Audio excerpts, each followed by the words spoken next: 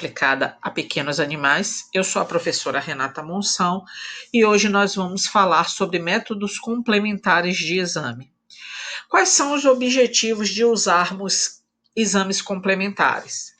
Primeiro, confirmar a presença ou a causa da doença. Então, o paciente chega para a gente, nós fazemos a anamnese, o exame físico e suspeitamos de algo.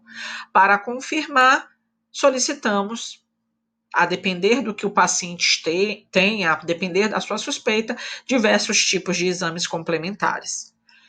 Esses exames eles também vão servir para avaliar a severidade do processo mórbido desse paciente, então se ele está apresentando uma doença grave ou uma doença branda, determinar a evolução de uma doença específica.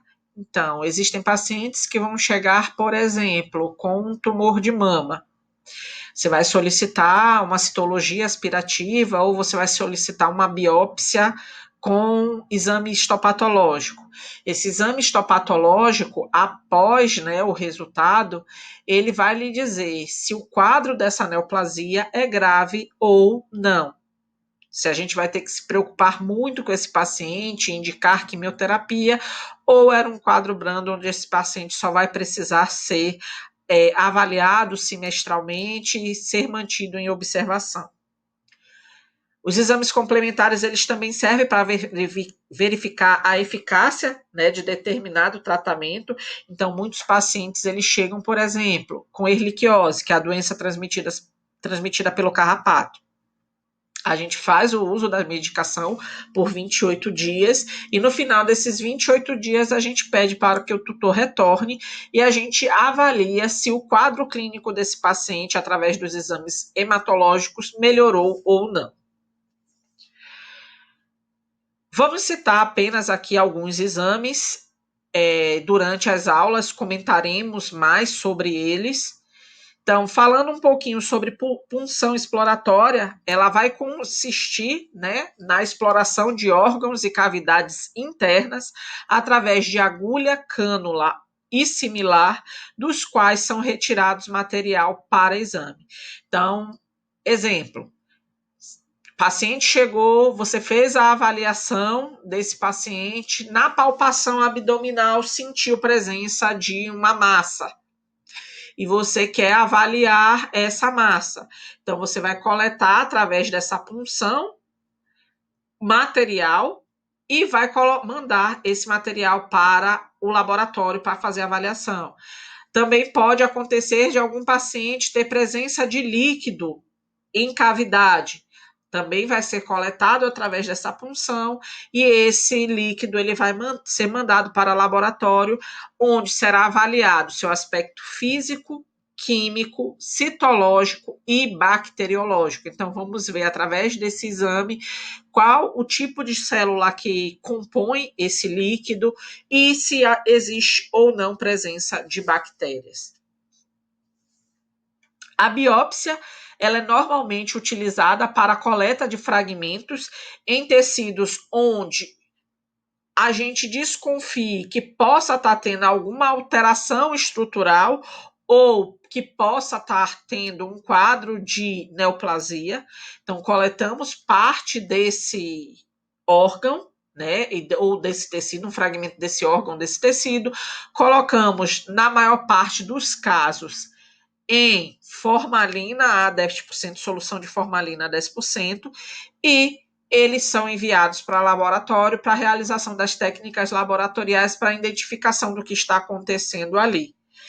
Com esse exame, nós conseguimos diferenciar as causas de organomegalia, envolvendo nódulos linfáticos, baço, fígado, rins, próstata, glândulas mamárias e outros órgãos. Diferenciar os processos inflamatórios de hiperplásicos e neoplásicos, em casos de presença de nodulações e tumores. Diferenciar as neoplasias em benignas e malignas. Então, ele consegue lhe dizer se a característica celular daquele tecido tem critérios de malignidade ou não. E também auxilia na confirmação do diagnóstico de uma dermatopatia.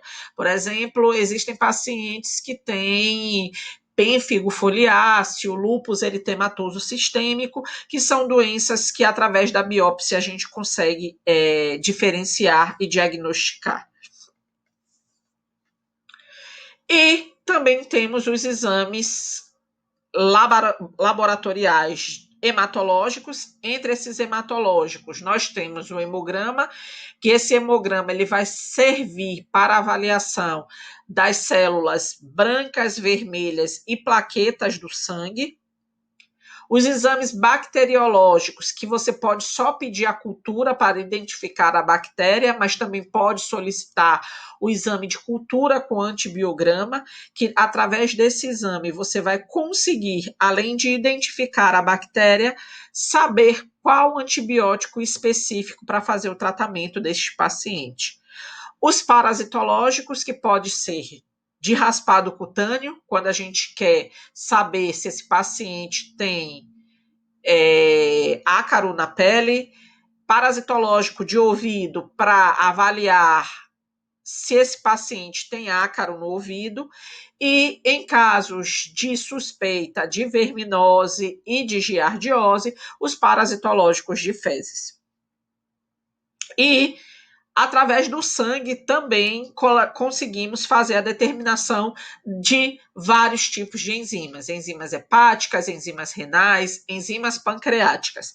Esses exames todos, eles vão solicitados a depender da suspeita. Se vocês questionarem se serão todos esses exames solicitados para cada paciente, não. Os exames eles serão solicitados a depender da queixa que o paciente apresente.